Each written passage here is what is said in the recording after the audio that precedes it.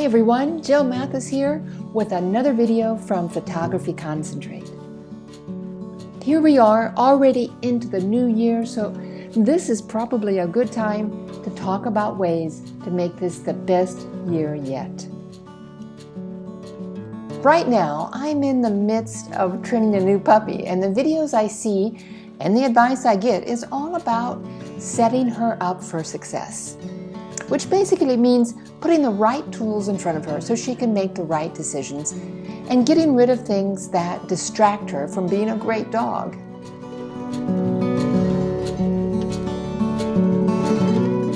After a while, I began to think that this concept actually could easily apply to my own life and my own photography. Sometimes we're our own worst enemies. We get in the habit of doing things one way, even if they aren't things where we're getting any great results, and we just keep doing them out of habit. I used to have a couple of habits that were incredibly helpful to my photography in the beginning that I let go of without even realizing it. Again, being my own worst enemy. So, to help myself this year, to set myself up for success, I'm working to re-implement them into my daily life.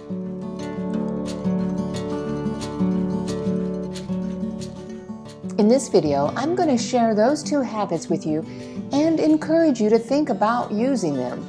Plus, we're going to talk about some other things to get you on the road to making 2021 your best year yet. Up until the time that I got my first iPhone, I always had a camera with me. It was a rare event that I didn't go out having it over my shoulder.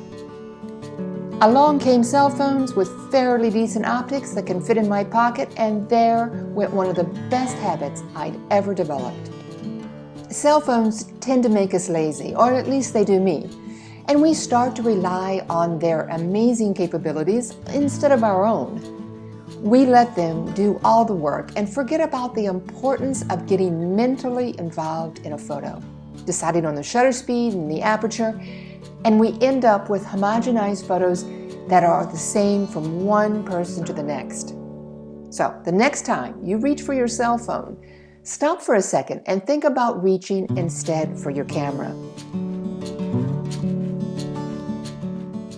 Now, this particular habit is fairly easy for me, I have to say, since my gear has been honed down over the years, and when I pick up a camera, it's actually a small Leica rangefinder and a 50mm lens, which together is actually smaller than some point-and-shoot cameras today. This leads me to something that I often try and get my workshop students to try, and that is the One Lens Challenge. This is a classic exercise, and it's something I learned early on in my photography from Ralph Gibson. I use a 50mm lens since that is basically how our eyes see the world, so it's an easy lens to work with. But you can really change it to fit your needs. If your thing is wildlife photography, then obviously a 50 would be a pretty tough thing to use. Just pick up one of your camera lenses, and preferably a fixed lens if you have it, and put it on your camera. Then dedicate a reasonable amount of time where you never use another lens. Now, you could do it for just one shoot, but I really recommend sticking with your chosen lens over a good period of time. The goal of this exercise is to really learn everything you can about that lens and see how it reacts in every possible situation. You train your eye to see with that particular frame so that even when you're not shooting, you can start to imagine your photos. This habit or exercise will absolutely make you a better photographer because you're inherently limited by your equipment, forcing you to actually think about how to make a photo. It will help you slow down and start to see things you otherwise might miss, while also forcing you to work, in other words, use your innate creativity, with the limitations of the lens focal length. So, ditch all that extra equipment this year, and even your camera bag. Go old school, grab your camera and a lens, and take me up on this One Lens Challenge.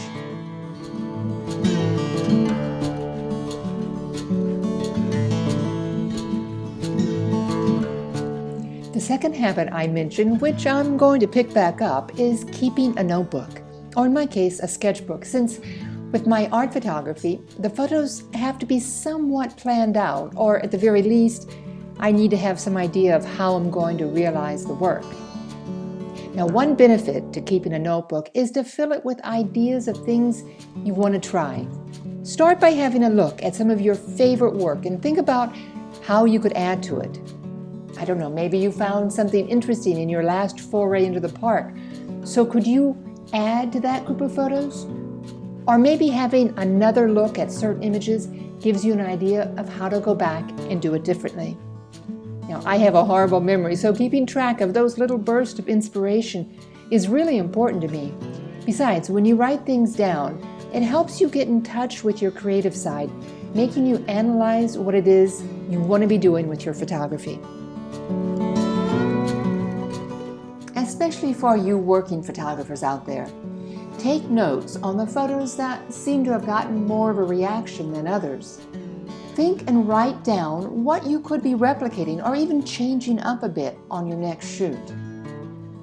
Another way to use a notebook, which is kind of fun, is to keep copies of your favorite photos from the masters to refer back to for inspiration. Print them out and tape them into the notebook and try and pinpoint what it is that you like about their work. Above all, though, learn to write about your own work, even if right now you're the only one who will ever read it. This is an incredibly valuable tool and can come in handy if one day you need to talk about what you do to a potential client or even a gallery owner.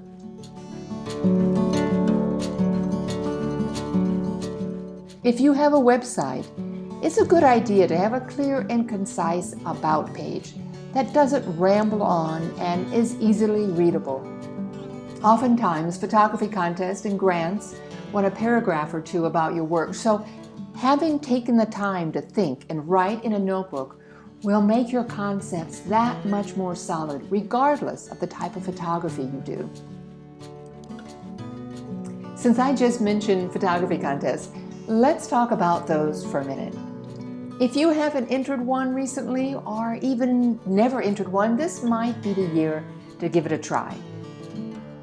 One of the most comprehensive sites I found to see a good deal of what's out there all in one place is photocontest2021.com. There are over 100 different types of contests, ranging from calls to entries to iPhone photography awards to big money competitions. Now, I go in depth in an earlier video on the pros and cons of entering photo competitions, but in a nutshell, competitions are great ways to challenge yourself by stepping out of your comfort zone and getting the opportunity to compare your work to your contemporaries. They are great networking tools too, both at the national level by associating with sites that have a high Google rating, such as Sony Awards, and they're great networking possibilities at the local level too. Competitions force you to really look at and edit down your work. Not to mention, there's always the possibility of actually winning prize money, material prizes, or just getting some plain old gratification for a job well done. Just remember, it's important to read all the regulations and make sure you follow the guidelines. Do your homework and read up on each advertised competition, especially those that charge an entry fee. The main thing, though, is to try something new and have some fun while getting a whole lot of great experience.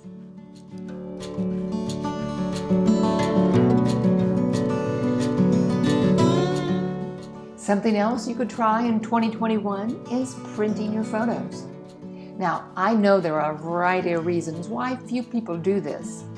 One is they don't really know how, and another is the cost can be daunting, especially if you have the printing done at a professional lab. So my suggestion is first to give it a shot to the best of your abilities with your home printer and make a small investment in some good photo paper. It could even just be your smaller 5x7 size. It's been scientifically proven that seeing your photographs in a new medium allows you to see parts of them you might not have seen before. It's sort of like seeing a coworker you've known forever outside of the office for the first time. They might be dressed in the same way as they were earlier that day in the office, but seeing them, say, sitting in a coffee shop throws your mind for a loop, and you notice things about them that you may not have ever noticed before. Another reason to try printing is that, unfortunately, all other mediums fade out of use after a while. Who remembers floppy disks and remembers saving your work on CDs? At the time, we thought those things were forever, but now look at them. The same could and probably will happen to our multi-terabyte hard drives or our cloud systems. Not to be all doomsday here, but why not start a new trend and start printing out your work for fun, for a learning experience, and for posterity? If you're like a lot of people, come February, you're ready for a change. The novelty of winter has started to wear off, and I, for one, get out of the habit of photographing much in the winter. All those layers of wool and scarves and boots sort of go against my grab your camera and go approach. Sometimes we just need a little inspiration to jumpstart ourselves and our creativity again, and to do that, there's nothing better than trying a new genre for a bit. For instance, if you define yourself as a landscape photographer, why not try something on the other end of the spectrum like macro photography? Macro photography is more about highlighting interesting elements in a scene rather than its entirety, as you do in landscapes. You see some of the same things you were photographing before, but from a whole new perspective. If you usually do people, or you are actually working as a portrait photographer, take some time and try self-portraits. Not only are they more challenging than you think, they make you play both roles, the photographer and the model. Now, I'm not talking about quick selfies, I'm talking about full-blown set-up portraits. This can help you really get some insight into how to react with people and makes you think about how to make posing easier and more natural. If you're as tired as I am of seeing everyone's dinner on social media, you should give real food photography a try. I actually did a cookbook years ago and fell in love with photographing food, even though commercially I'm an industrial photographer. I am always preaching slow down when you're photographing, but this is one type of photography that you have to learn to work quickly, and so can be a real fun challenge for a lot of people. Another reason to give it a try is that it's one of the highest paid photography niches available today.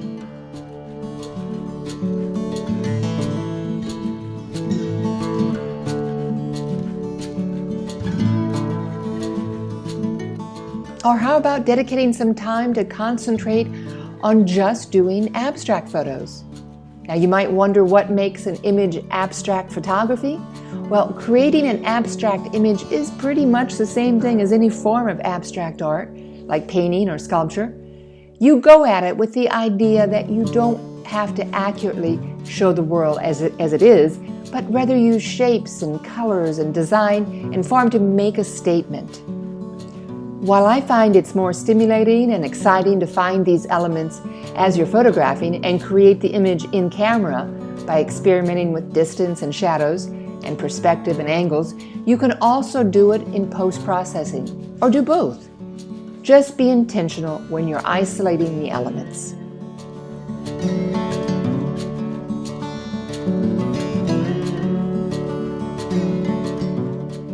How about we do a quick recap of the 6 things we've gone over just now? I hope you give some or all of these things a try this year at some point. There's no time like the present, so actually pick one now. Sit down with the list and really spend some time trying them on for size mentally. Don't just say, okay, no more cell phone photos. If the idea of no more cell phone photos sends you in a tailspin, think about just cutting back a bit and go from there. Set yourself up to succeed and take baby steps if you need to. No one's watching but yourself. So, first on the list is just that. Try and make your go-to camera your camera, not your cell phone. Number 2, start keeping a creativity notebook to get you on the right track. Jot down what you want to do, maybe what you could have done differently. Ramble on about your hopes and frustrations with photography. Sketch like I do. Anything to get you focused on your work and inspire you to create. Try the One Lens Challenge. This, as simple as it sounds, is a real game changer if you concentrate on learning to understand and see through one lens at a time. Nothing stimulates like a little friendly challenge, so have a look in your area or even nationally for any photography competitions. Even if you don't feel like participating right now, have a look at what's out there. You never know where you'll find your next burst of inspiration. Changing perspective is a fantastic way to jumpstart your creativity, so think about beginning to print your work. Whether it's with your home printer or at a professional lab, or even with just Polaroids. And lastly, think about stepping away from your usual photography territory and try your hand at a new genre. Talk about a great challenge and a great way to get you thinking and seeing all over again. Well, that's it for this video. I hope I gave you some food for thought, and as always, I'd love to hear from you, and you can find me in the Mastermind Facebook group. Bye for now.